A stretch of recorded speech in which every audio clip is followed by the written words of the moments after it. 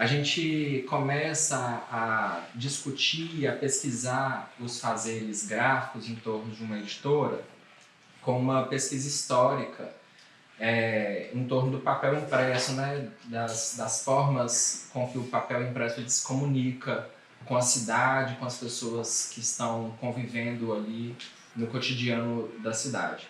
Aqui estão alguns dos livros, na verdade, da editora, né? A Cartoneira das Iaiá, como o nome já diz, é uma editora que trabalha com papelão, né? Nós temos alguns livros que não são cartoneiros também, que são o caso dos 2 livros da escritora Tia Nalva Silva, que é o Migrantes, e o Entre o Rio e a Praça, que está esgotado, não tenho aqui.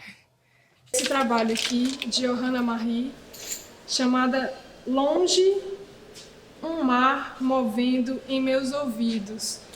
Quando você pega esse livro, ele por si só é uma poesia. Então, quando você passa as mãos por essa areia da praia, a gente tem que lembrar que o nome desse livro é Longe, um mar movendo em meus ouvidos. Então aqui, ó, tô sentindo um monte de areinha cair no meu colo.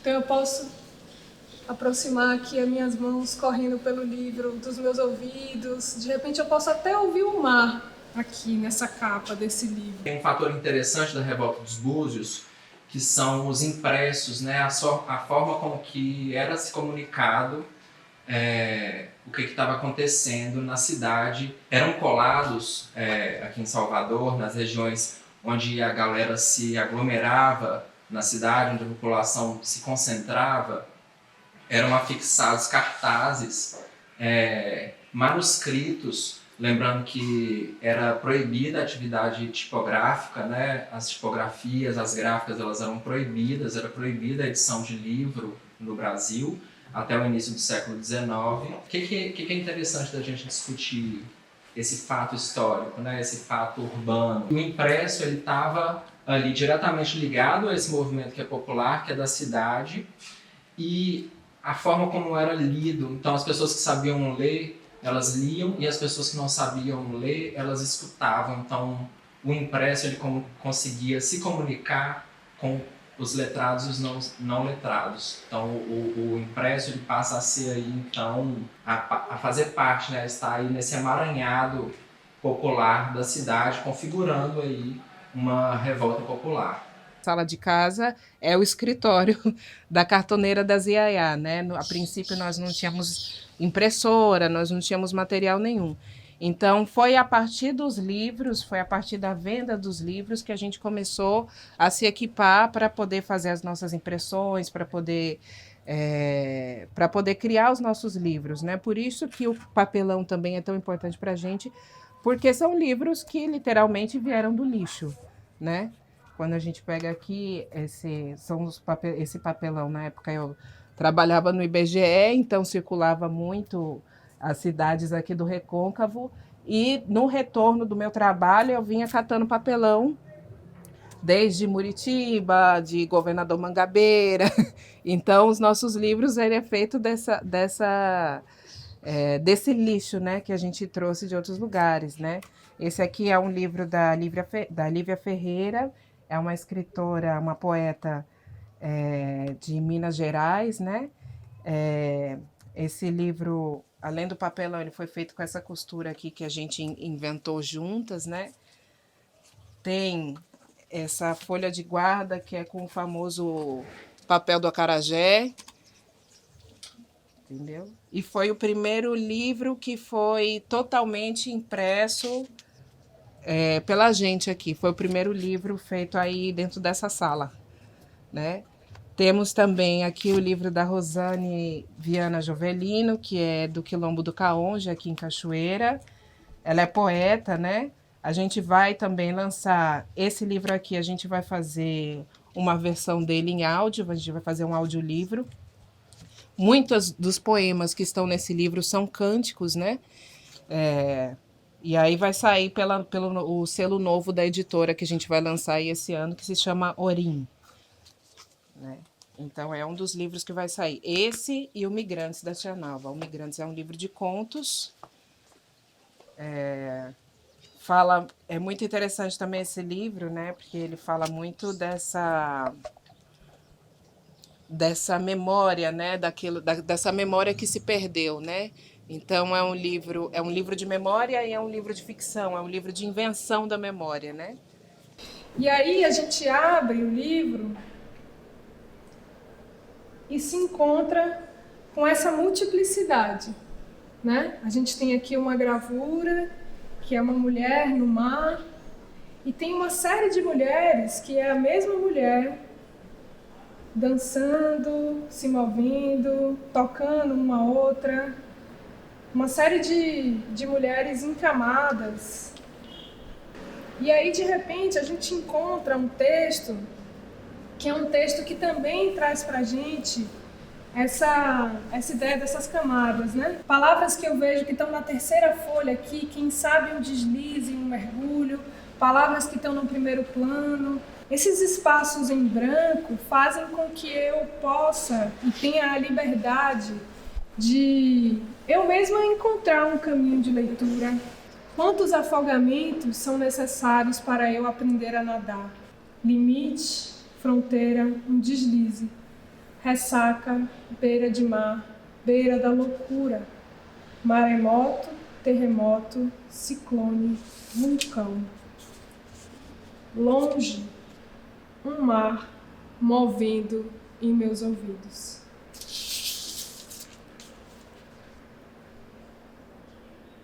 Então essa ideia também um pouco de que a escrita também é uma experiência, né? A gente também tem uma possibilidade de performar essa escrita. E há publicações e há livros em que isso é um convite, às vezes é até uma convocação, né? E a gente começa a editora, a Margem Press, com esse tipo de impresso. Ele foi distribuído durante as manifestações populares em torno da educação, no início de 2019, e a gente distribuiu 6.500 cópias durante essas manifestações de graça na rua. Fica na gente essa fagulha, né, essa faísca criativa aí de continuar essa construção de resistência criativa, de transformar o livro, que infelizmente, né, um lugar de poder ainda, um lugar de pouco acesso, mas que é possível de ser feito de diversas formas e que é possível de ser quebrada essa lógica burguesa, onde o livro é colocado e ser refeita. Tem uma certa democratização do livro, do impresso. Esse livro aqui, o tema dele era o papelão, e ele foi organizado por duas editoras cartoneiras, que é a Cata Poesia e a Candeeiro Cartoneira, né?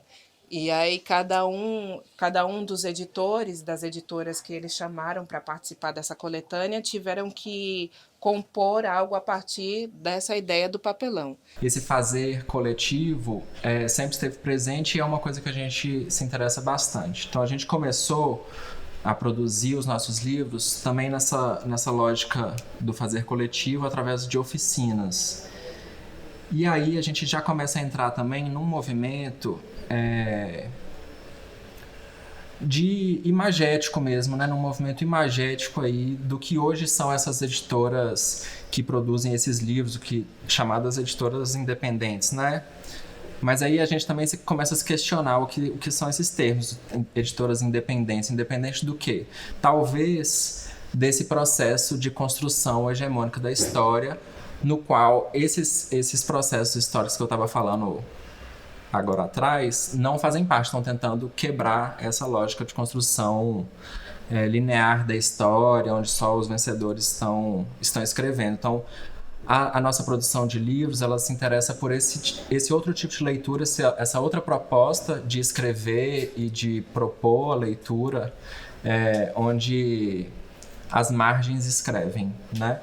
E que já entram também dentro disso que eu estava falando da imagem, num processo, numa artesania do livro que envolve aí umas técnicas de impressão que estão sendo mais utilizadas hoje, que estão dentro desse fazer, dessa artesania do fazer livros hoje, que envolve, por exemplo, a risografia, que foi trabalhada nesse livro aqui, no Pilhagem, que é essa máquina que está aqui atrás de mim, uma invenção japonesa da década de 80, que hoje em dia esse modelo, por exemplo, não está sendo mais produzido, mas que está sendo muito utilizado em muitos lugares no mundo inteiro, pelas características gráficas que são bem peculiares dela. Então ela usa uma tinta que é à base de soja e farelo de arroz, que são materiais descartados na produção industrial.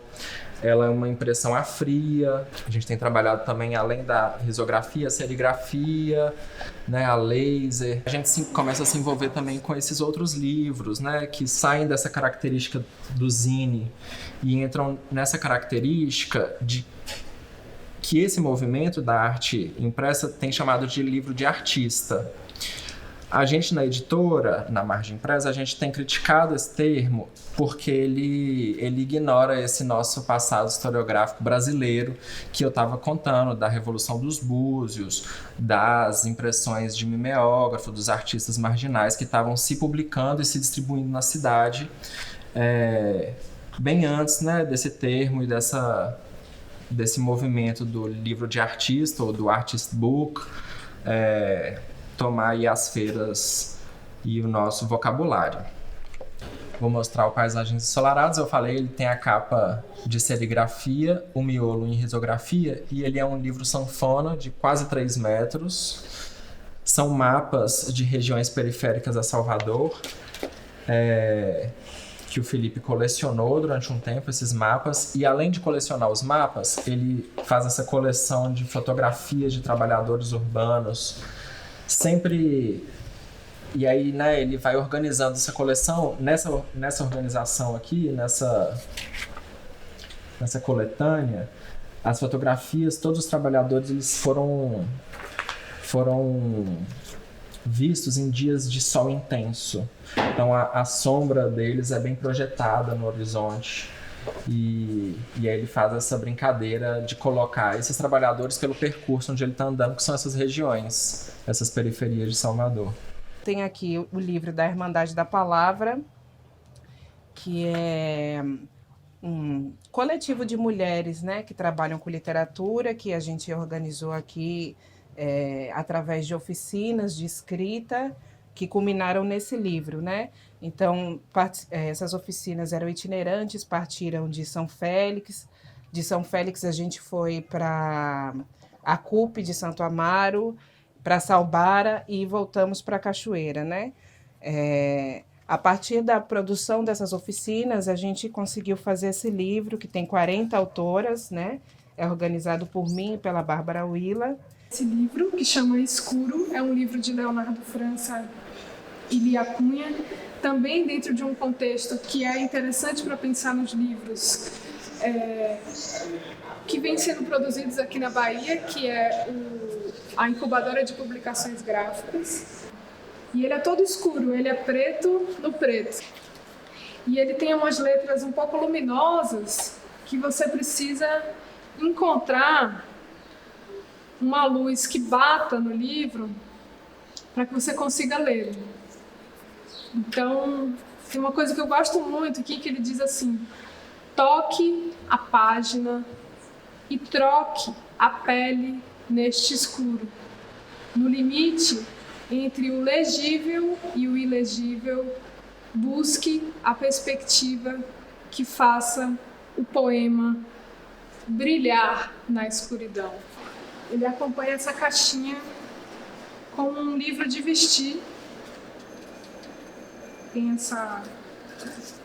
esse livro aqui de vestir, que aqui já não tem escritas alfabéticas, mas tem outras escritas, né? Pigmentos, peles de cobras, e você pode colocá-lo no corpo, vestir e experienciar.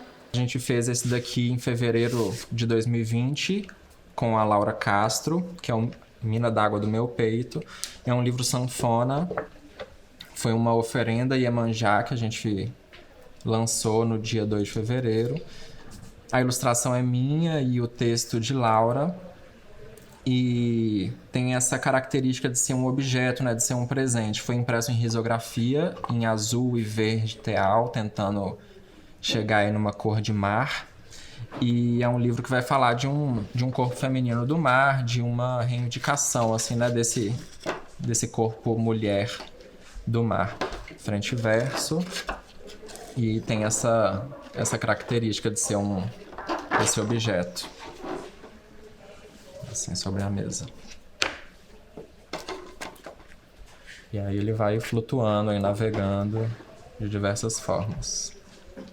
No Cabidela, eu fiz o fio condutor, que foi um trabalho que radicalizava essa ideia do livro-objeto, né? Aqui sim eu assumia mais a ideia do livro-objeto. É uma novela que eu escrevi, inclusive a epígrafe está aqui nessa capa, que alguns chamam de bolsa e alguns dizem que não é um livro. Não é um livro, é uma bolsa. A rede perder o sentido e estar num bonde era um fio partido. Um trecho de um conto de Clarice Lispector chamado O Amor. E aí tinha essa ideia do fio, né? Então, de repente, a capa era esse fio, né? Um fio foi costurado por vovó Tala, que é minha amiga costureira. Esse livro foi inteiramente feito pela Sociedade da Prensa, no Santo Antônio. Eu começo a pensar muito a produção desses livros nesse circuito e nessa rede afetiva. Isso tem uma reverberação muito grande nesses trabalhos, porque é um tipo de produção que sai um pouco da escala industrial, né? O fio condutor, então, ele tem essas 3 partes. Um é o caligrafio, que é essa parte que é toda manuscrita. É impressa, mas eu escrevi, né? Que é uma parte mais parágrafo único aí dessa novela. Esse é o caligrafio. Essa é a decupagem. O fio condutor é sobre uma personagem chamada Maria Helena que queria editar suas memórias. Tem a ver muito com esquecimento, com lembrança. E ela recorre a um editor de imagens que é o Ed, para editar suas memórias. E aí a decupagem, ele vem todo colado, aqui e aqui. Você tem que rasgar essas páginas para conseguir ler o que está dentro da decupagem. Então isso foi bem radical na época, quando eu cheguei a essa solução, junto com os meus parceiros aí da jornada do livro. Foi uma coisa muito interessante porque era muito radical a possibilidade de fazer um livro assim. E eu comecei a entender que quando eu me autopublicava e fazia essas decisões de maneira autônoma, isso me dava uma liberdade imensa, eu podia fazer o que eu quisesse. E talvez eu não conseguisse fazer esse livro numa editora, né? Com um editor fazendo uma mediação, né? Isso tem uma importância, né? E tem essa alfinete aqui, né, que você de repente desenrola. Esse livro é de 2013. E aí você tem a reedição, que é esse trecho que é todo serigrafado num tecido. É um livro que estava em um momento de muita efervescência assim da minha vida criativa e da minha vida com livros, assim. E eu tenho um afeto por ele muito grande, porque ele veio do afeto, né? E esse livro ele se desdobrou numa instalação que foi feita em bibliotecas públicas. É um momento que eu começo a pensar muito o livro que pode ser feito e que não necessariamente precisa ser reproduzido. Então, essa instalação, a ideia dela era que eu pudesse criar, porque quando eu fui editar o Cabidela, eu tive várias ideias que me pareciam super coerentes com a narrativa, mas que não eram possíveis de serem executadas em série, né? Reproduzidas muitas cópias.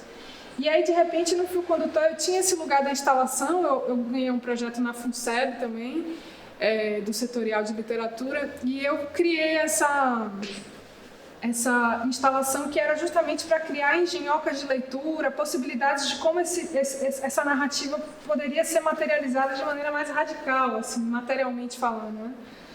Então a gente criou, por exemplo, um dominó, em que você jogava o dominó e fazia fios, assim, né? O dominó você vai criando fileiras, e aí de repente, depois que você jogava o dominó, você podia você desvirava e aí tinham várias palavras escritas no fundo do dominó, enfim, essas viagens. Assim. Depois a gente publica o Contos Ainda Desconhecidos, um livro que eu fiz com a Nadine, que coordena a editora comigo.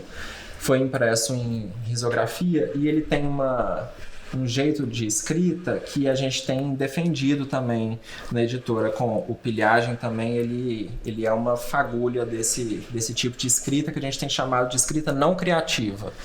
Então aí também é uma crítica a esse boom de criatividade, né? Essas oficinas de escrita criativa. E o que é a criatividade, né? O que é ser criativo? Nesse livro, tudo que está escrito aqui já existe no mundo. Então a gente recortou de coisas que a gente foi juntando e, como numa brincadeira, tanto as imagens quanto o texto foi acontecendo.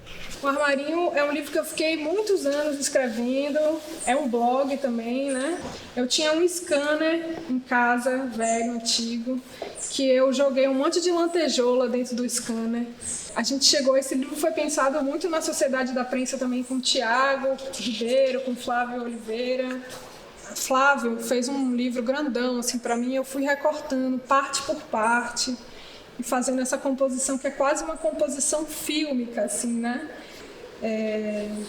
E aí ele tem essa página. Eu queria que ele fosse retangular e ele tivesse um horizonte, assim, na página, né?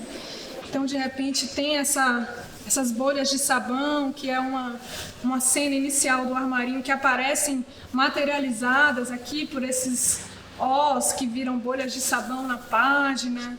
Então, ele é pensado, a realidade material dele é toda pensada e tem muito a ver com o próprio romance, né? Eu achava que no Armarinho precisava ter também alguma coisa parecida com um borratório. E o Armarinho como um armário também, né? Eu fiquei anos escrevendo esse blog, né? E aí eu achava que precisava ter uma coisa dentro do Armarinho. Foi aí que veio a ficção.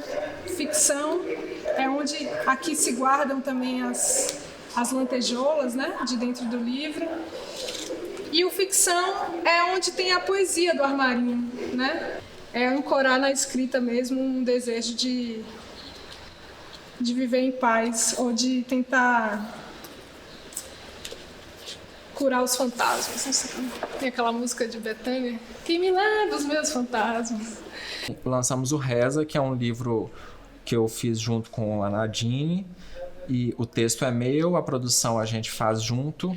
É um livro, uma autoficção, que eu falo, também uma biografia ficcional, brinca, né, com esses lugares aí da literatura.